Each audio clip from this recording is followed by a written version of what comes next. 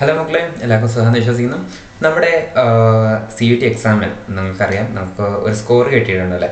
ഈ സ്കോറ് ശരിക്കും ഈ സ്കോർ വെച്ചിട്ടല്ല നിങ്ങളുടെ എന്ത് ചെയ്യുന്ന റാങ്ക് ഡിറ്റർമൈൻ ചെയ്യുന്നത്. അപ്പോൾ അതായത് ഞാൻ ഉദ്ദേശിച്ചത് ഇത്രമാത്രമാണ്. നിങ്ങൾക്ക് ഇപ്പോൾ ഒരു 300 മാർക്കാണ് കിട്ടിയത്.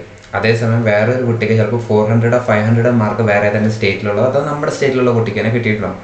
പക്ഷേ റാങ്ക് വരുമ്പോൾ നിങ്ങളുടെ റാങ്ക് ഒരു പക്ഷേ എന്ത് ചെയ്യാം, ആ കുട്ടിയെക്കാളുടെ റാങ്ക് കൂടുതലായിരിക്കും. മനസ്സിലായോ? അതായത് നിങ്ങളുടെ റാങ്ക് ഇപ്പോൾ 50 ആണെങ്കിൽ ആ കുട്ടി 400 മാർക്ക്, നിങ്ങളെക്കാട്ടും കൂടുതൽ മാർക്ക് വാങ്ങിച്ച ആ കുട്ടിക്ക് റാങ്ക് ചിലപ്പോൾ 60 70 ആയിരിക്കും. ഓക്കെ, അതെങ്ങനെയാണ്? അതാണ് നമ്മുടെ ICR അഥവാ CUTയിൽ അവർ ചെയ്യാൻ പോകുന്ന ഒരു നോർമലൈസേഷൻ എന്ന് പറഞ്ഞ മെത്തേഡ്. ഇതെങ്ങനെയാണ് ചെയ്യുന്നത്, ഇത് ആർക്കൊക്കെയാണ് ബാധകം എന്നെല്ലാം എന്ത് ചെയ്യാം നമുക്ക് ഈ വീഡിയോയിൽ നോക്കാം. അപ്പോൾ വീഡിയോ സ്കിപ്പ് ചെയ്യാതെ കാണുക. എന്തെന്നാൽ ഇത് നിങ്ങൾക്ക് ഇമ്പോർട്ടൻ്റ് ആണ്. ഇത് വെച്ചിട്ടായിരിക്കും അതെന്താ ഒരുപാട് കുട്ടികൾ ഇപ്പോൾ എന്തായിരിക്കും, അയ്യോ എനിക്ക് മാർക്ക് കുറവാണ്, ഇവരുടെ എനിക്ക് കിട്ടത്തില്ല സാറേ, നമുക്ക് പുറത്ത് വേറെ ഏതെങ്കിലും യൂണിവേഴ്സിറ്റി ലൈക്ക് പ്രൈവറ്റിലോട്ട് ഞാൻ എന്തെങ്കിലും ജോയിൻ ചെയ്യാൻ നോക്കട്ടെ, അല്ലെങ്കിൽ ഡീംഡിലോട്ട് ഞാൻ ജോയിൻ ചെയ്യാൻ നോക്കട്ടെ, അതല്ലെങ്കിൽ ഞാൻ വേറെ കോഴ്സ് എടുക്കട്ടെ എന്ന് ചോദിച്ചിട്ട് ഒരുപാട് കുട്ടികൾ വരുന്നുണ്ട്. അപ്പോൾ ഈ ഒരു കാര്യം നിങ്ങൾ എന്ത് ചെയ്യുക, മനസ്സിലാക്കുക. ഇത് മനസ്സിലാക്കി കഴിഞ്ഞാൽ നിങ്ങൾക്ക് എന്ത് ചെയ്യും, ഒരുവിധം ക്ലാരിറ്റി കിട്ടും നിങ്ങൾ എന്ത് ചെയ്യണം എന്ത് ചെയ്യേണ്ട എന്നതിനെക്കുറിച്ച്. ഫസ്റ്റ് ഓഫ് ഓൾ, എന്തുകൊണ്ടാണ് ഈ നോർമലൈസേഷൻ നടക്കുന്നത്? ഓക്കെ, ഈ നോർമലൈസേഷൻ്റെ ആവശ്യകത എന്താണ് എന്നാണ് ആദ്യം പറയുന്നത്. നോർമലൈസേഷൻ ഇതുകൊണ്ടാണ് നടക്കുന്നത്. എന്തെന്നാൽ 2022 2023 ഇവരെന്ത് ചെയ്തിട്ടുണ്ട്, ഇത് നടത്തിയിട്ടുണ്ട്. എല്ലാ എക്സാമിലും എല്ലാം നമുക്കിവിടെയൊക്കെ എല്ലാം നോർമലായിരുന്നു. അതായത് കമ്പ്യൂട്ടർ ബേസ്ഡ് ടെസ്റ്റ് നടക്കുമ്പോൾ മാത്രമേ എന്ത് ചെയ്യാറുള്ളൂ, ഇവർ ഈ നോർമലൈസേഷൻ മെത്തേഡ് കൊണ്ടുവരാറുള്ളൂ. ബാക്കി പെൻ ആൻഡ് പേപ്പർ ആയിരുന്ന സമയത്ത് അവർക്ക് എന്തായിരുന്നു, എല്ലാ സ്ഥലത്തും ഒരേപോലത്തെ പേപ്പർ ആയിരുന്നു, എല്ലാ സ്ഥലത്തും ഒരേ സമയത്തായിരുന്നു എക്സാം. അതുകൊണ്ട് അതിൻ്റെ പ്രശ്നം വന്നില്ല. പക്ഷേ ചില സ്ഥലങ്ങളിൽ അതേസമയം വീണ്ടും എന്ത് ചെയ്തിട്ടുണ്ട്, എക്സാം നീട്ടിവെക്കുകയും വീണ്ടും ഒന്നുകൂടെ നടത്തുകയും ചെയ്തിട്ടുണ്ട്. അവിടെ എല്ലാം നോർമലൈസേഷൻ നടത്തിയിട്ടുണ്ട്. അപ്പോൾ ഇതെന്താണെന്ന് നമുക്ക് നോക്കാം. ഇതിൽ പറയണത് ഇത്രമാത്രമാണ്. അതായത് പല സ്ഥലങ്ങളിൽ എന്താണ്, പല ടൈമുകളിൽ പല ഡിഫറെൻറ്റ് ഷിഫ്റ്റുകളിലാണ് എന്ത് ചെയ്തത്, എക്സാം നടത്തിയത്. അതുകൊണ്ട് തന്നെ അവിടെ അറ്റൻഡ് ചെയ്ത കുട്ടികൾക്കും എന്ത് ചെയ്തിട്ടില്ല, ഒരേപോലത്തെ ക്വസ്റ്റ്യൻ പേപ്പർ ആയിരിക്കത്തില്ലല്ലോ കിട്ടിയതും.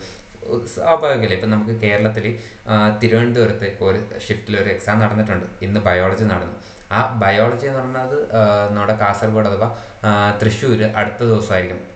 ഓക്കെ, തൊട്ടടുത്ത ദിവസമായിരിക്കും. അപ്പോൾ ഇവിടെ റിലീസ് ചെയ്ത അതേ സെയിം പേപ്പർ തന്നെ അവിടെയും വെച്ച് കഴിഞ്ഞാൽ സ്വാഭാവികമായിട്ട് അപ്പുറത്തെ കുട്ടികൾക്ക് എന്ത് ചെയ്യാൻ പറ്റും, ഈ പേപ്പർ ആക്സസ് ചെയ്യാനും അതനുസരിച്ചിട്ട് അവർക്ക് മാർക്ക് സ്കോർ ചെയ്യാനും കഴിയും അല്ലേ. അപ്പോൾ അത് ഒഴിവാക്കാൻ വേണ്ടി അവിടെ വേറൊരു ടൈപ്പ് പാറ്റേൺ, അത് വേറൊരു type or set of questions ആയിരിക്കും എന്ത് ചെയ്യുക, അവിടെ കൊടുക്കുക. ആ ക്വസ്റ്റ്യൻസ് ഇവിടെ കൊടുത്ത ക്വസ്റ്റ്യൻസിനെക്കാട്ടും ഡിഫിക്കൽട്ടും ആകാം അല്ലെങ്കിൽ ഈസിയും ആകാം അല്ലേ. ഇത് രണ്ടിൽ ഏത് വേണമെങ്കിലും ആകാം. ഒരേ ഡിഫിക്കൽട്ടി ലെവലിലുള്ള ക്വസ്റ്റ്യൻസ് ആകണമെന്ന് ഒരു നിർബന്ധവും എന്ത് ചെയ്യുന്നില്ല, ഇല്ല.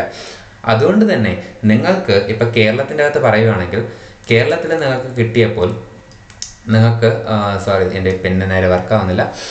കേരളത്തിൽ നിങ്ങൾക്ക് എന്ത് ചെയ്തിട്ടുണ്ട്, നിങ്ങളുടെ എക്സാം കഴിഞ്ഞപ്പോൾ നിങ്ങൾക്ക് 300 മാർക്കാണ് കിട്ടിയത്. അതേസമയം പഞ്ചാബിലൊരു കുട്ടിക്ക് എക്സാം കഴിഞ്ഞപ്പോൾ 500 മാർക്ക് കിട്ടിയെന്ന് വെച്ചോ. പക്ഷെ ആ 500 മാർക്ക് കിട്ടിയ കുട്ടിക്ക് അവിടുത്തെ എക്സാം ഏറ്റവും ഈസിയസ്റ്റ് മോഡലായിരുന്നു ആ സെറ്റ് എങ്കിൽ നിങ്ങൾക്ക് എന്ത് ചെയ്യും, നിങ്ങൾക്ക് ബെനിഫിറ്റ് വരും. നിങ്ങളുടെ ഡിഫിക്കൽട്ടാണ്, അവിടുത്തെ ഈസിയാണ്. അതുകൊണ്ടാണ് ആ കുട്ടി 500 മാർക്ക് എടുത്തതെങ്കിൽ നിങ്ങൾക്ക് അവരെക്കാളും റാങ്ക് കൂടുതലായിട്ട് വരും. അതെങ്ങനെയാണ് അവർ ചെയ്യുന്നതെന്ന് ചോദിച്ചു കഴിഞ്ഞാൽ, ഇവരെന്ത് ചെയ്യുന്നുണ്ട്, നമ്മുടെ സാധാരണ റോ സ്കോർ ഇവരാദ്യം എടുക്കും. ഓക്കെ, ഈ റോ സ്കോറിനെ എടുത്തിട്ട് ഇവരതിനെ പെർസെൻറ്റൈലിലോട്ട് കൺവേർട്ട് ചെയ്യും. എന്താ പെർസെൻറ്റൈൽ സ്കോർ എന്ന് വെച്ച് കഴിഞ്ഞാൽ സിമ്പിളാണ്, ഞാൻ പറഞ്ഞുതരാം. ഓക്കെ, അതിന് മുമ്പായിട്ട് നമ്മുടെ കൗൺസിലിങ്ങിൻ്റെ കാര്യം കൂടെ ഞാൻ എന്ത് ചെയ്യുന്നുണ്ട്, ഒന്ന് പറഞ്ഞു പോകുന്നുണ്ട്. നിങ്ങൾക്ക് ആർക്കെങ്കിലും താല്പര്യമുണ്ട്, നിങ്ങൾക്ക് നോക്കണമെന്നുണ്ട്, കൗൺസിലിംഗ് വേണമെന്നുണ്ടെങ്കിൽ നിങ്ങൾക്ക് എന്ത് ചെയ്യാൻ പറ്റും, ജോയിൻ ചെയ്യാൻ വേണ്ടി പറ്റും. ഓക്കെ, നമ്മുടെ കൗൺസിലിങ്ങിൻ്റെ പേഴ്സണലൈസ് കൗൺസിലിങ്ങിൻ്റെ 3ാമത്തെ ഇയറാണിത്. കഴിഞ്ഞ 2 വർഷങ്ങളിലായിട്ട് നമ്മൾ എന്തിട്ട് ഓൾമോസ്റ്റ് 780+ സ്റ്റുഡൻസിന് നമ്മൾ എന്തിട്ട് അഡ്മിഷൻ എടുത്ത് കൊടുത്തിട്ടുണ്ട്. സോ നിങ്ങൾക്കും എന്ത് ചെയ്യാം, നമ്മുടെ കൗൺസിലിംഗ് ജോയിൻ ചെയ്യാം. കൗൺസിലിംഗ് ജോയിൻ ചെയ്യാനുള്ള നമ്പർ എന്ത് ചെയ്തിട്ടുണ്ട്, ഇവിടെ കൊടുത്തിട്ടുണ്ട്. ഓൾസോ ഡിസ്ക്രിപ്ഷൻ ബോക്സിൽ ഞാൻ എന്ത് ചെയ്യുന്നുണ്ട്, കൊടുക്കുന്നുണ്ട്. 399 റുപ്പീസ് മാത്രമാണ് നമ്മുടെ എന്ത് ചെയ്യുന്നത് ഫീ വരുന്നത്. ഓക്കെ, അപ്പോൾ ഈ ഫീ നിങ്ങൾ എന്ത് ചെയ്യുക, GPay ചെയ്താൽ മതി, അത് ഫോൺപേ ചെയ്താൽ മതിയാവും. എന്നിട്ട് നിങ്ങൾക്ക് എന്ത് ചെയ്യാൻ പറ്റും, നമ്മുടെ കൗൺസിലിങ്ങോട്ട് ജോയിൻ ചെയ്യാൻ പറ്റും. ഇതിലെ മെയിൻ ബെനിഫിറ്റ്സും കാര്യങ്ങളൊക്കെ എന്ത് ചെയ്തിട്ടുണ്ട്, ഇവിടെ കൊടുത്തിട്ടുണ്ട്. നിങ്ങളൊന്ന് പോസ് ചെയ്തിട്ട് നോക്കിയാൽ മതിയാവും. ഓക്കെ, നമുക്ക് നമ്മുടെ പോയിന്റിലോട്ട് പോവാം. നമ്മുടെ പെർസെൻറ്റൈൽ സ്കോർ എന്താണെന്ന് വെച്ച് കഴിഞ്ഞാൽ,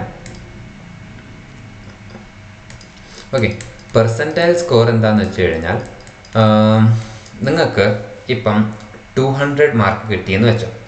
200 മാർക്ക് കിട്ടിയത് എത്രയിലാണ്, ഔട്ട് ഓഫ് 250ലാണ് നിങ്ങൾക്ക് എന്ത് ചെയ്തത്, 200 മാർക്ക് കിട്ടിയത്. അപ്പോൾ ഈ 250ൽ 200 മാർക്ക് വാങ്ങിച്ച ഒരേ ഒരു കുട്ടി, അഥവാ ഏറ്റവും ഹയസ്റ്റ് ആയിട്ട് സ്കോർ ചെയ്ത കുട്ടി നിങ്ങളാണ്. ഓക്കെ, ബാക്കി എല്ലാവർക്കും നിങ്ങൾക്ക് 200 കുറവാണ്, 198, 197 ഇങ്ങനെയാണ് ബാക്കിയുള്ളവർ സ്കോർ ചെയ്തിട്ടുള്ളതെങ്കിൽ നിങ്ങളായിരിക്കും അവിടെ ടോപ്പർ അല്ലേ. അതായത് നിങ്ങളുടെ പെർസെൻറ്റൈൽ സ്കോർ എത്രയാണെന്ന് ചോദിച്ചു കഴിഞ്ഞാൽ 100% ആയിരിക്കും. അതായത് 100% എന്ന് ഉദ്ദേശിച്ചു കഴിഞ്ഞാൽ ഇപ്പം നിങ്ങൾ നോക്കുമ്പോൾ 100% എന്ന് കണ്ടു കഴിഞ്ഞാൽ അതിനർത്ഥം ഒന്ന് മാത്രമാണ്, നിങ്ങൾ ബാക്കിയുള്ള 100 ആൾക്കാർ എടുത്തു കഴിഞ്ഞാൽ അഥവാ ഈ എഴുതിയ മൊത്തം ആൾക്കാരിൽ നിങ്ങളാണ് ഏറ്റവും ടോപ്പർ.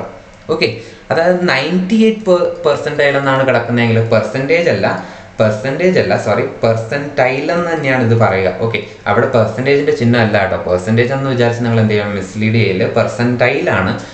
അപ്പം 98% ആണെന്നാണ് പറയുന്നതെങ്കിൽ എന്താ ഉദ്ദേശം, നിങ്ങളുടെ മുകളിലാകെ 2% ആൾക്കാർ മാത്രമേ നിങ്ങളുടെ മുകളിലുള്ളൂ, ബാക്കി എല്ലാവരും നിങ്ങളുടെ താഴെയാണ്. 98% ആൾക്കാരിനെക്കാളും നിങ്ങൾ എന്ത് ചെയ്യുന്നുണ്ട്, ലീഡ് ചെയ്യുന്നുണ്ട്.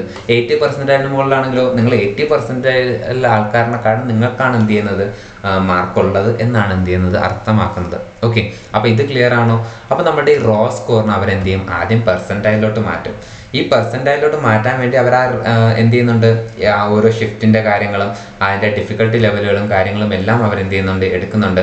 ഈ PDF നിങ്ങൾക്ക് എന്ത് ചെയ്യും, നമ്മുടെ CUETയുടെ വെബ്സൈറ്റിൽ കിട്ടും. ഇത് വെച്ച് നിങ്ങൾക്ക് എന്ത് ചെയ്യാൻ പറ്റും, മൊത്തം വായിച്ച് മനസ്സിലാക്കാൻ വേണ്ടി കഴിയും. ഇത് മൊത്തം ഞാൻ എക്സ്പ്ലെയിൻ ചെയ്യാൻ നിന്ന് കഴിഞ്ഞാൽ നിങ്ങൾക്ക് എന്ത് ചെയ്യത്തില്ല, തീരത്തില്ല അല്ലേ.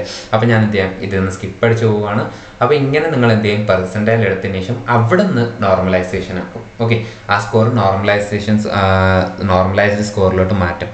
എന്നിട്ട് അത് വെച്ചിട്ടായിരിക്കും നിങ്ങൾക്ക് എന്ത് ചെയ്യുക, നിങ്ങളുടെ റിസൾട്ട് പബ്ലിഷ് ചെയ്യുക. അതായത് ഒരു കാൻഡിഡേറ്റ് ഇന് പെർസെൻറ്റൈൽ ഇതാണ്, അതിൻ്റെ റോ സ്കോർ XE-യും YE-യും ആണെങ്കിൽ അതിൻ്റെ നോർമലൈസേഷൻ സ്കോർ എന്തായിരിക്കും, XE + YE/2 ആയിരിക്കും. ഓക്കെ, അതായത് ഇത് രണ്ടിൻ്റെയും ആവറേജ് സ്കോർ ആയിരിക്കും എന്ത് ചെയ്യുന്നത്, അതിൻ്റെ നോർമലൈസ് സ്കോറായിട്ട് എടുക്കുന്നത്. അത് വെച്ചിട്ട് അവരെന്ത് ചെയ്യും, നിങ്ങളുടെ മാർക്ക് ഡിസൈഡ് ചെയ്യും. ഓക്കെ, എനിക്ക് 520 മാർക്ക് കിട്ടി, ടോട്ടലാണ് 520 അല്ലേ. ഫിസിക്സ് കെമിസ്ട്രി ബയോളജി വെച്ചിട്ട് 520 മാർക്ക് കിട്ടി. ആ 520 മാർക്ക് എന്ത് ചെയ്യുന്നില്ല, അവരെടുക്കുന്നില്ല. അത് 3 സബ്ജക്റ്റ് ആണെങ്കിൽ /3 ചെയ്യും അല്ലേ. എന്നിട്ട് അതിനെയാണ് എന്ത് ചെയ്യുന്നത്, അവർ മാർക്കായിട്ട് നോർമലൈസ് സ്കോറായിട്ട് റിലീസ് ചെയ്യാൻ പോകുന്നത്. ഓക്കെ ആണോ? അത് കഴിഞ്ഞിട്ട് അവരെന്ത് ചെയ്യും, അത് വെച്ചിട്ട് അവരുടേതായിട്ടുള്ള റാങ്കും കാര്യങ്ങളും ഡിസൈഡ് ചെയ്യും.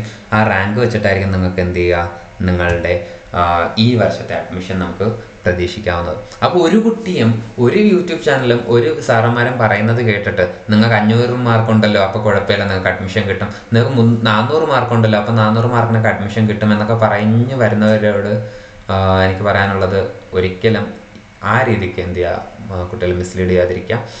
പല കാര്യങ്ങളും എന്ത് ചെയ്യേണ്ടതുണ്ട്, നിങ്ങൾ ശ്രദ്ധിക്കേണ്ടതുണ്ട്. പല കാര്യങ്ങളും അവർ ഓൾറെഡി അറിയിച്ചിട്ടുണ്ട്. അപ്പോൾ ആ കാര്യങ്ങളൊക്കെ ശ്രദ്ധിച്ചിട്ട് മാത്രമേ നിങ്ങൾ എന്ത് ചെയ്യാവൂ, നിങ്ങളുടെ അടുത്തുള്ള ഡിസിഷൻസ് എടുക്കാം. ചാടിക്കേറിയ ഒരു ഡിസിഷൻ എടുത്ത് നിങ്ങളുടെ കുട്ടികളുടെ ഭാവി അഥവാ നിങ്ങളുടെ ഭാവി നിങ്ങൾ എന്ത് ചെയ്യാൻ പാടില്ല, ഇതാകാൻ പാടില്ല. ഓക്കെ, അപ്പോൾ അടുത്ത വീഡിയോ ആയിട്ട് നമുക്ക് വീണ്ടും കാണാം. അതുവരെ ബൈ ബൈ.